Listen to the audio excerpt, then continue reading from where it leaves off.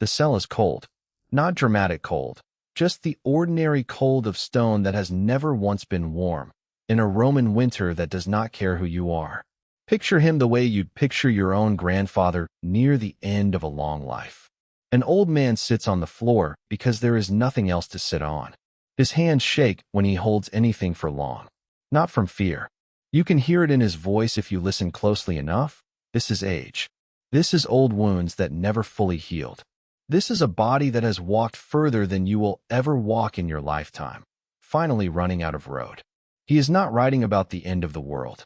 He is not writing about the nature of Christ or the future of an empire that will, within a few centuries, bend its knee to the God this man serves. He is asking for his coat. Bring the cloak I left with Carpus at Troas, he says, and the scrolls, especially the parchments. That's it. A coat against the cold. Some books he wants to hold one more time before he can't hold much of anything anymore. Hold that thought. You're going to want it back later. Because to understand why a dying man is thinking about a coat, you have to go back. Back 13 letters.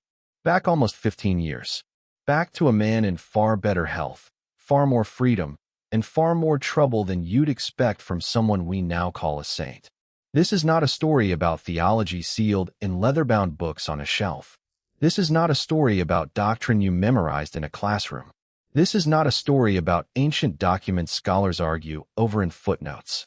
This is a story about a man racing against distance, prison walls, and his own failing body, to tell the people he loved what mattered most before he ran out of time. His name was Paul. He wrote 13 letters that outlived him by 2,000 years. Every one was written for a reason, to someone specific, in a specific moment you're about to see for yourself. And by the end of this, you won't just know what he wrote. You'll know why, and you'll know him. Paul didn't start out as a letter writer. You might be surprised to learn he started out as a hunter of Christians, a Pharisee so devoted to the law that he saw this new movement, this way, as a disease to cut out of Israel with his own hands. Then, on a road to Damascus, something happened that he spent the rest of his life trying to explain and never fully could. A light, a voice, a question that stopped him in the dust. Why are you persecuting me? He was blind for 3 days afterward. He was never the same man again. What followed was almost 30 years of movement.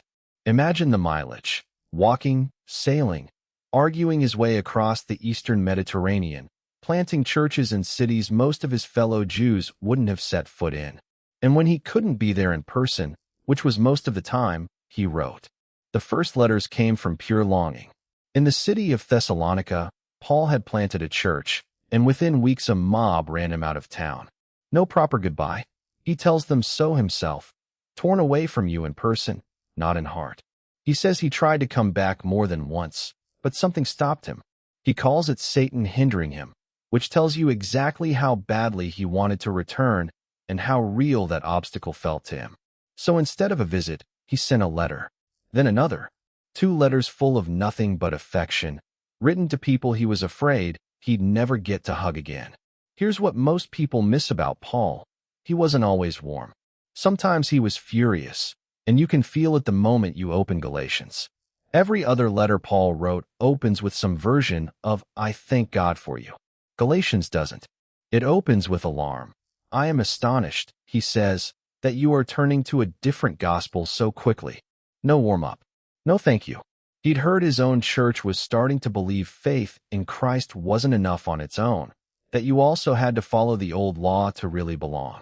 And Paul, who'd staked his whole life on the opposite conviction, wrote back like a man watching his own children walk toward a cliff edge. But it gets stranger and sadder. If Thessalonica was longing and Galatia was fury, Corinth was heartbreak. You'd think the church Paul was proudest of would be the one causing him the least trouble. Not Corinth. Members were suing each other in Roman courts.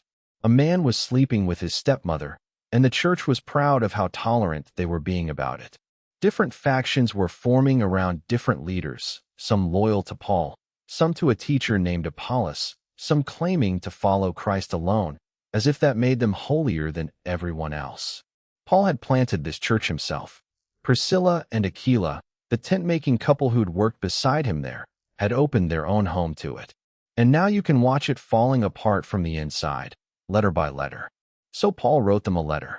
And in the middle of correcting lawsuits and scandal and petty tribalism, he stopped and wrote 13 verses that would outlive every argument in that church by 2,000 years. If I speak with the tongues of men and of angels, he wrote, but have not love, I am nothing but noise. You've probably heard those words read at a wedding. Now you know where they actually came from. Not a wedding, not a greeting card, a fight. Then came a second letter to Corinth, because the first one hadn't fully worked, and now some in the church were questioning whether Paul was even a real apostle at all. So he defended himself the only way he knew how, not by bragging, but by listing his scars, and you can practically count them with him as he goes.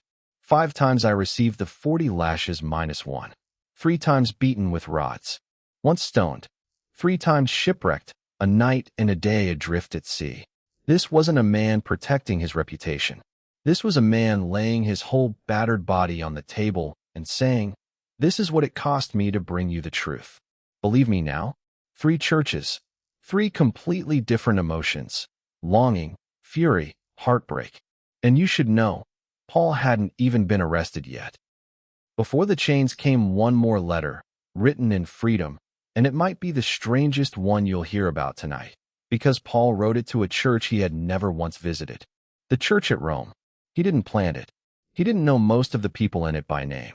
And yet he wrote them his longest letter, his most carefully built argument, laying out, from the ground up, why no one, Jew or Gentile, earns their way to God, and everyone, Jew or Gentile, can be forgiven by faith alone.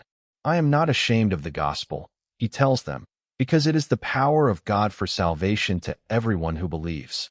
Read it, and you can almost feel him clearing his throat before walking into a room full of strangers he's desperate to be understood by.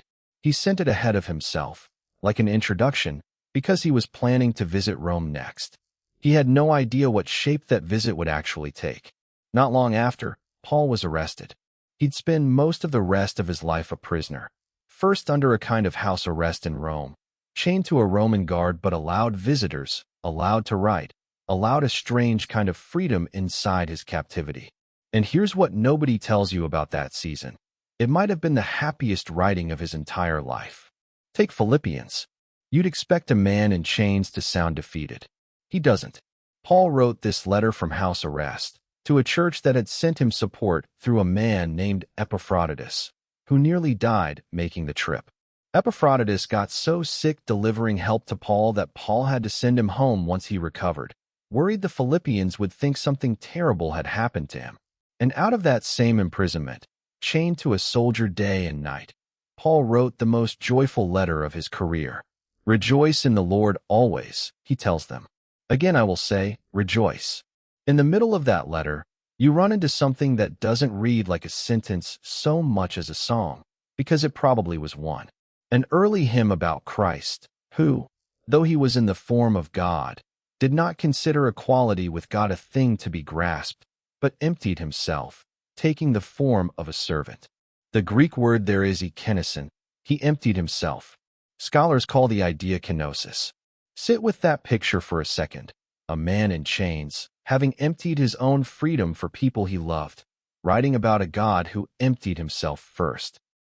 Around the same time, Paul wrote to the church at Colossae, a church he hadn't personally founded either, because word had reached him they were drifting towards some strange blend of philosophy and angel worship, losing sight of who Christ actually was. So he wrote to correct it, and at the very end, he does something he rarely does. He picks up the pen himself. I, Paul, write this greeting with my own hand, he says. Remember my chains. Everything else in these prison letters was likely dictated to a scribe. That one line, in his own shaking handwriting, was Paul proving to you it was really him, shackled and still writing. Freedom, then prison. Fury, then joy. And you haven't seen the boldest thing he wrote yet. While Paul was under house arrest, a slave named Onesimus found his way to him. Onesimus had fled from his master, a wealthy believer in Colossae named Philemon, a man Paul knew personally, a friend, someone who'd likely hosted a church in his own home. Under Roman law, A runaway slave could be punished severely, even killed, if his master chose to. And somehow, in that Roman prison, Onesimus became a believer. Paul grew to love him like a son. So Paul did something almost unthinkable, and you should sit with how much it cost him. He sent Onesimus back to the man he'd fled, back into real legal danger, carrying a letter in Paul's own hand. Not a command, a plea. I appeal to you for my child, Paul writes, whom I have become father to while in chains. He asks Philemon to receive Onesimus back, not as a slave anymore, but as a beloved brother. He could have ordered it. He tells Philemon so himself. He chooses to ask instead, staking his own friendship on it. It's the shortest of Paul's letters, and maybe the most personal one you'll ever read. One man, one name, one impossible request. And then, the cell got colder. Paul's second imprisonment in Rome was nothing like the first. No more house arrest. No more visitors coming and going freely. This was after a great fire tore through Rome in the year 64. A fire the historian Tacitus tells us the Emperor Nero blamed on Christians. Using it as cover to hunt them down and execute them in public, some burned alive as human torches in his own gardens. This is the world Paul was arrested back into. A real dungeon this time. A real countdown. And you can feel it ticking in every line he writes from here on. He sent Titus to the island of Crete, to a church still finding its feet, to appoint elders in every town. Unfinished work, because Paul knew he might not get to finish it himself. And he wrote 2 letters to Timothy, his closest son in the faith, the one person he trusted more than anyone alive. The second letter to Timothy is the last one Paul ever wrote. And this is where you come back to that cell. Back to the old man on the stone floor, the shaking hands, the younger man crouched beside him holding the wax tablet. This is the letter. I have fought the good fight, Paul dictates. I have finished the race. I have kept the faith. He isn't reaching for a sermon. He's an old man adding up his life out loud, to the one person he trusts to hear it honestly. Think about the last letter you'd ever write, if you knew it was the last one. Most people, in that position, reach for the biggest words they have, legacy, meaning some final message the world will remember forever. Paul does something almost jarring in how ordinary it is. In the same breath as talking about his own death, he asks Timothy to bring the cloak he left behind in Troas. And the scrolls, especially the parchments. That's the request from the very beginning of this. Now you know what it was. A dying man's last letter, and half of it is about a coat. The historian Eusebius records what the early church believed happened next, that Paul, as a Roman citizen, was spared crucifixion and beheaded instead, somewhere along the Ostian Way outside the city. Quietly, without spectacle. A letter from the church in Rome, written within a few decades of his death, already speaks of his suffering as something the whole church remembered and honored. He never got his coat in time for it to matter to history. He just wanted to be warm and to read his books in whatever time he had left, and there's something in that you're allowed to sit with for a moment. So here's what you're left with. 13 letters. 15 years. A man who wrote from freedom and from 2 different prisons, to churches he loved and one he'd never met, to a runaway slave's owner, and to the son he trusted most. 3 things worth carrying with you. First, the facts. 13 letters, written across the full arc of a life. Missionary letters born from longing and fury and heartbreak. A theological letter sent ahead to strangers in Rome. Prison letters written in chains, but somehow full of joy. And finally, 2 letters to Timothy and 1 to Titus, written by a man who knew his time was running out. Second, what that means for you. Not one of these letters was written for a shelf. Every single one was written to a real person, about a real crisis, in real time. Paul wasn't writing scripture. He was writing to people he loved, doing his best, under pressure, to say the truest thing he knew before the moment passed. That's still what a real letter is, and you'd know that feeling if you've ever written one. Third, and this is the one that stays with you longest. At the very end, with his life nearly finished and the weight of everything he'd built pressing down on him, Paul didn't reach for grand last words about legacy. He asked for his coat. He asked for his books. He asked his friend to come see him before winter. The apostle who wrote about love and grace and being emptied out for others in his very last hours. He was just a cold old man who wanted his friend nearby and something warm to wear. Maybe that's the most human thing in the entire New Testament. Which letter would you have wanted to receive if Paul had written it to you? Tell me in the comments below. 13 letters, one life, poured out to the very last line.